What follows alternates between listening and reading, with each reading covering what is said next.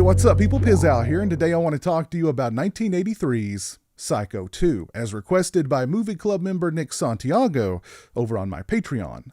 Alfred Hitchcock's Psycho is a masterpiece. There's no debating that. If you took an Introduction to Horror Movies course, Psycho would be near the very top of the curriculum. It's one of the few horror films that's heralded by the movie intelligentsia, a group of folks who famously loathe horror films.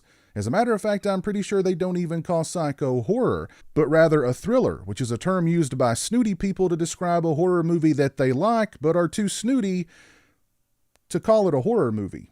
It's kind of like when people call the bathroom the restroom because it sounds nicer. It's the bathroom. So making a sequel to an arguably one of the best and most influential horror films ever 22 years later was a ballsy move and a no-win situation. You have to keep in mind, too, that Psycho 2 was released during a time of shameless and countless cash-in sequels. So I'm sure the announcement that Psycho 2 was actually happening had to be met with some serious consternation, a lot of bad press, and just bad vibes.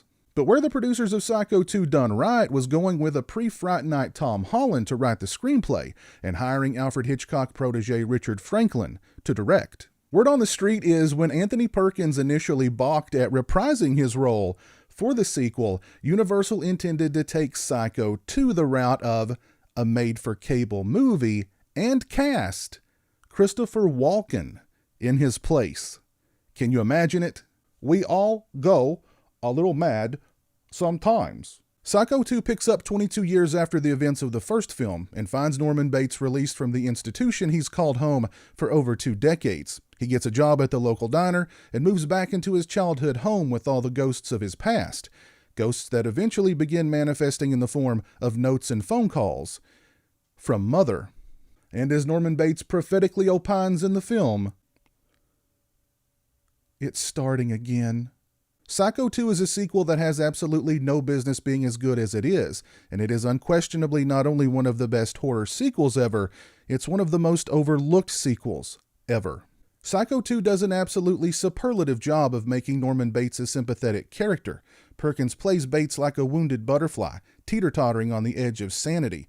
You can't help but feel for him, while at the same time you'd be wise to hide all sharp objects in the vicinity. Perkins also delivers some fantastic lines in Psycho 2, such as, "I just moved back here after being away for many years, and I didn't bring any cutlery." And, "Mary, I'm becoming confused again, aren't I?" There are so many great moments featuring Bates and his heartbreaking desire to just be normal, making the finale of Psycho 2 truly tragic.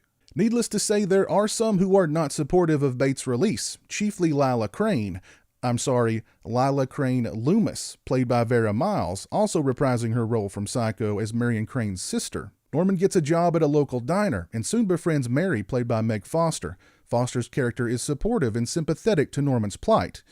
Sort of. The two share some spectacular and soft moments in the film, such as when Norman fondly remembers his mother bringing him toasted cheese sandwiches whenever he had a fever. And even though Psycho 2 throws some slasher-style elements our way in the form of a respectable body count and some pretty nice practical makeup effects, including a really cool knife-through-the-mouth gag. And there's a great scene involving 2 young lovers who pick the wrong fruit cellar to smoke dope and mess around in. But Psycho 2 rises above being just another slasher sequel from the 80s thanks to its phenomenal cast, great writing, and the technical savvy on hand here. The film is shot by Dean Cundey, who worked as John Carpenter's DP on Halloween, The Fog, Escape from New York, and The Thing, and would later go on to shoot blockbusters like Jurassic Park and Apollo 13. Director Richard Franklin was the perfect choice to direct Psycho 2, not only because he was a great filmmaker, but as a fan and student of Hitchcock, he would bring reverence for the first film and its creator, while adding his own flavor. The film features a great supporting cast, including Robert Loggia and Dennis Franz, and the score by Jerry Goldsmith is absolutely fantastic without borrowing a single bar from Herman's iconic music from the first film. At a shade under 2 hours, the movie is a little overlong, in my opinion, and it feels completely unnecessary to open Psycho 2 with the iconic shower scene from Psycho, as if anybody needed a refresher course to remind them of just how great the shower scene was from the original Psycho. It's not on the same level as Psycho, but I think Psycho 2 is pretty darn close. It's a movie that deserves to stand on its own, instead of being incessantly compared to a movie that is impossible to live up to. Psycho 2 isn't just a great sequel, it's one of the best sequels the horror genre has to offer, and a worthy follow-up to the original that I'm sure Alfred Hitchcock himself would have approved. Huge shout out to Movie Club member Nick Santiago for requesting that I review Psycho 2. Thank you for your review request, and thank you for being a patron.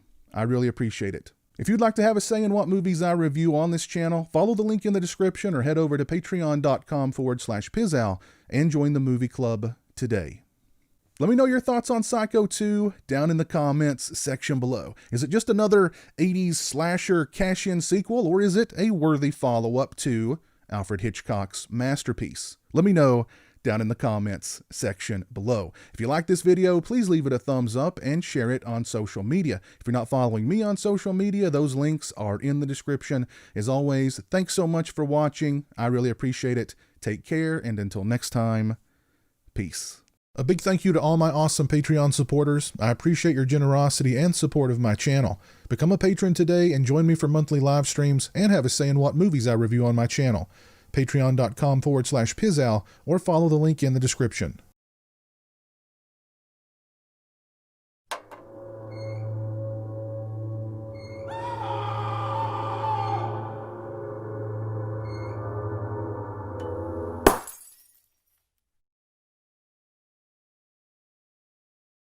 Say hello to the internet, Jeremy.